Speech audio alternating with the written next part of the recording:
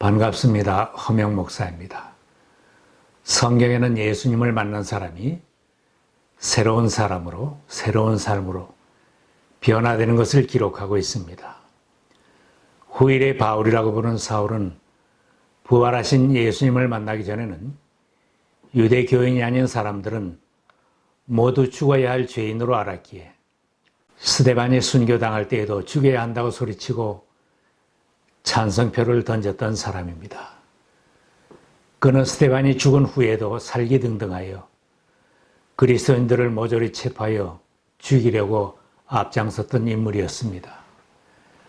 자기 말대로 바리새인 중에 바리새인, 가말리엘 문화에서 배운 학벌을 자랑하던 사람, 목이 곧은 교만한 사람이었습니다.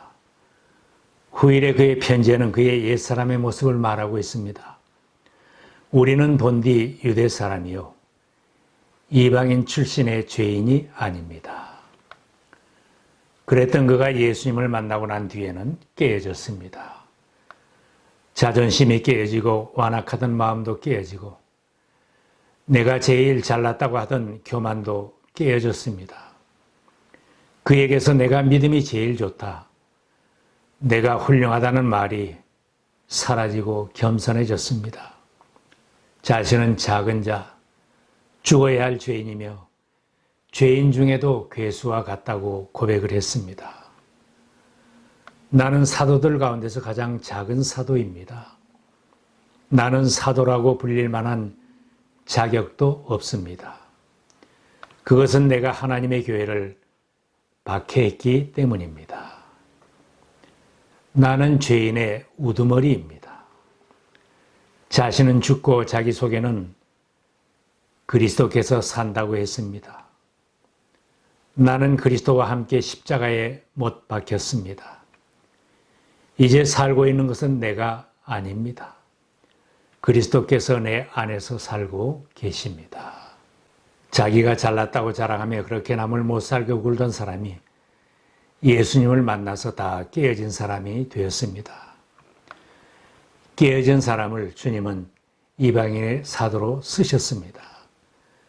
그때에 주님께서 말씀하시기를 가라, 내가 너를 멀리 이방 사람들에게로 보내겠다 하셨습니다.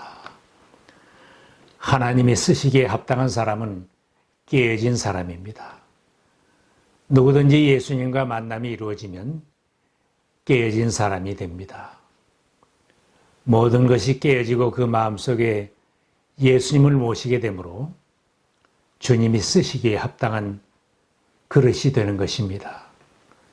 자신은 주님의 제자라고 자부해도 옛사람 그대로 가지고 있는 사람은 주님이 쓰실 수가 없습니다.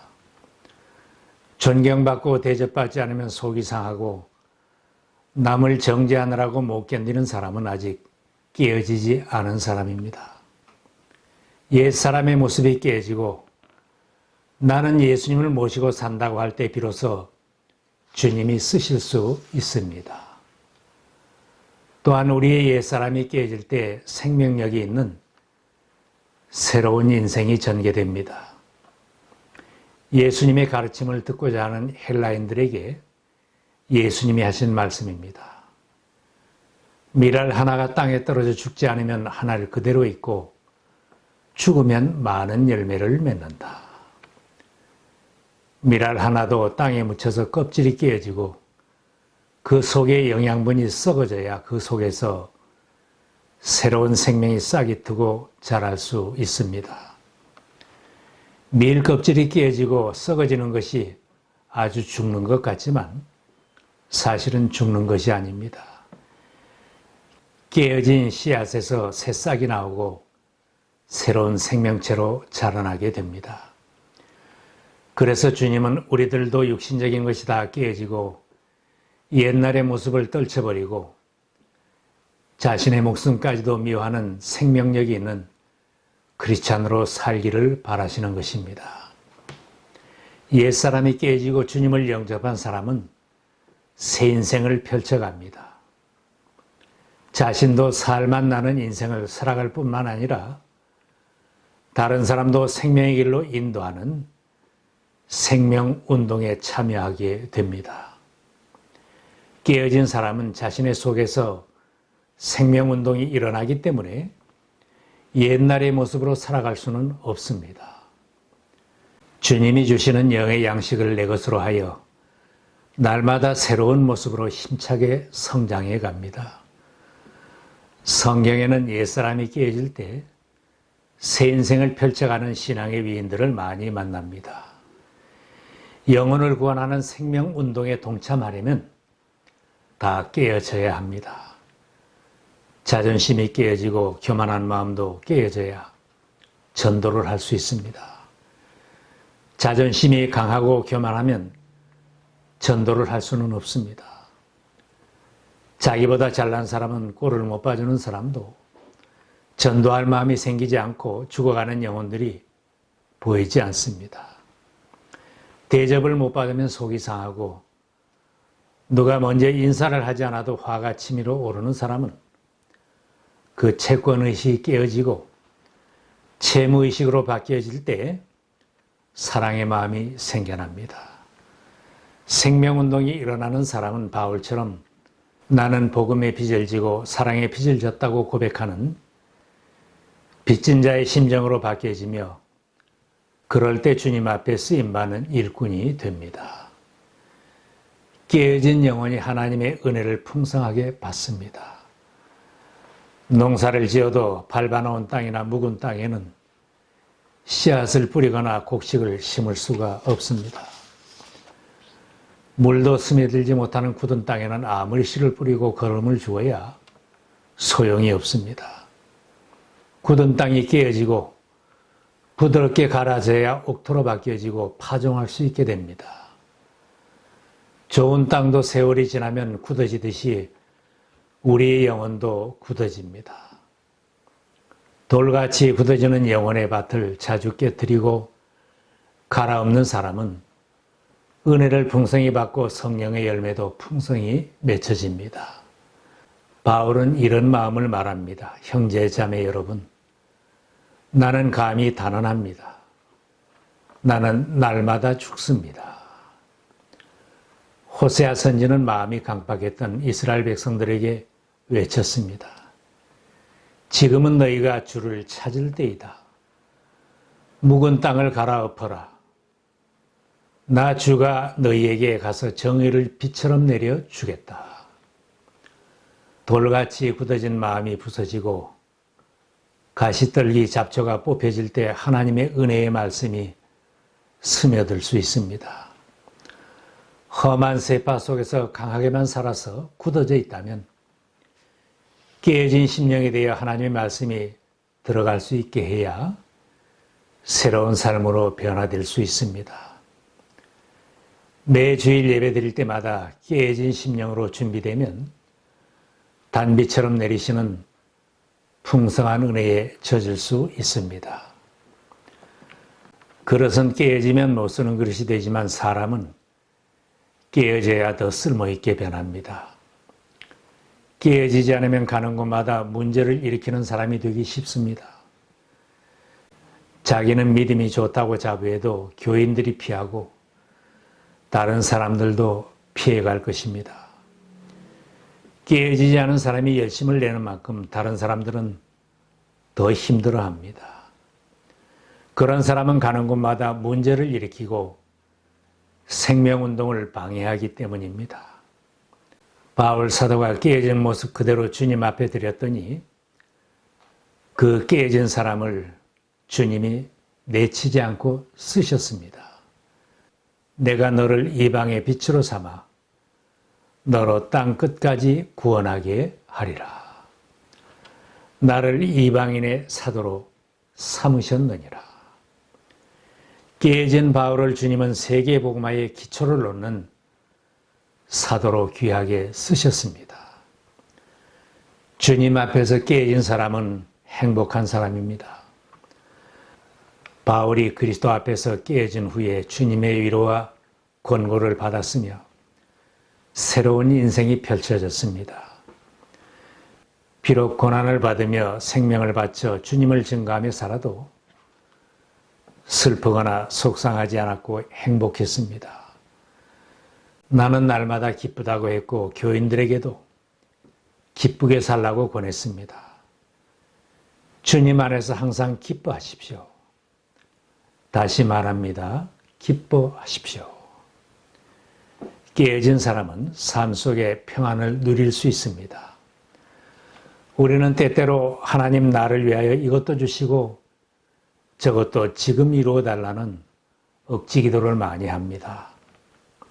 달라고 하는 기도를 드리지만 그런 기도가 얼마나 힘이 드는지를 체험합니다.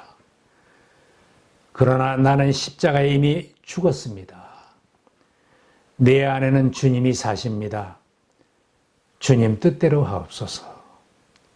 주님 순종하며 살겠습니다. 주님이 가라고 하시면 가고 서라고 하면 서겠습니다.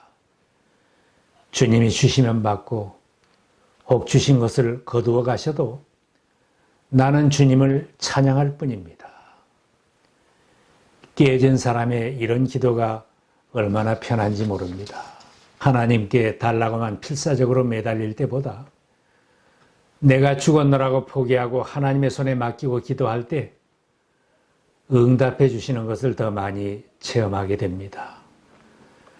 바울은 자기 자신이 살든지 죽든지 나는 주님의 것입니다 하는 믿음으로 살았을 때 감옥에서도 찬송을 부르며 평안을 누리며 살 수 있었고 태풍으로 파선하는 배 안에서도 평안을 누릴 수 있었습니다.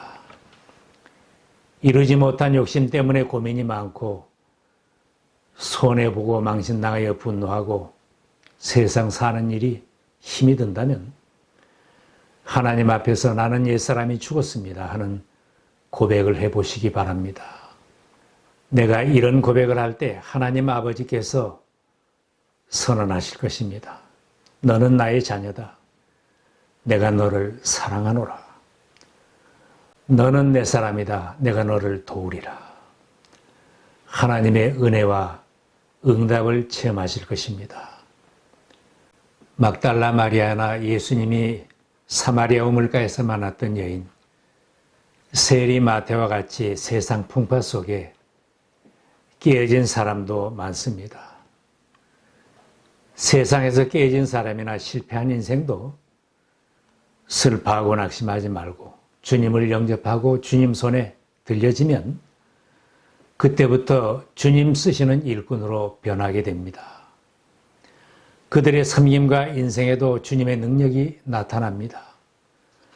생명을 구원하여 제자를 세우는 귀한 일들이 깨어진 사람들을 통해서 이루어집니다. 다 깨어져서 주님이 아니면 못 산다고 하는 사람이 주님 손에 붙들려지면 그때부터는 능력 있는 사명자로 살아갈 수 있습니다. 우리들도 남은 생에 주님께 쓰임받기를 원한다면 주님 앞에서 깨어져야 합니다. 주님, 나의 고집 좀 깨어주세요. 쓸모없이 강하기만 한 나의 자존심과 교만한 마음을 깨어주십시오. 채우지 못할 욕심으로 살아가는 옛사람을 깨뜨려 주시고 주님이 쓰시는 그릇으로 새롭게 빚어주십시오. 우리들의 기도가 될 수 있기를 바랍니다. 주님은 깨어진 우리들을 주님의 교회를 위하여 복음을 전하며 생명을 살리는 일에 귀하게 쓰실 것입니다. 정치, 경제, 문화도 교계도 황폐해 있습니다. 한국 사회나 이민 사회도 황폐해진 대로 마지막 때를 향해 달려가고 있습니다. 이런 세상을 향하여 생명력을 공급하며 복음을 전할 수 있는 사람은 누구이겠습니까? 생명력이 있는 그리스도인이 감당할 몫입니다. 나 자신을 십자가에 못 박고 깨어진 사람, 내 속에 예수님이 계심으로 새 생명으로 충만한 그리스도인들이 그런 일을 감당할 수 있습니다. 어제까지 주님 쓰시기에 부족했던 나의 옛사람을 깨워주십시오. 주님 나를 써주십시오. 깨어진 우리를 주님께 드리는 은혜가 있으시기를 기원합니다.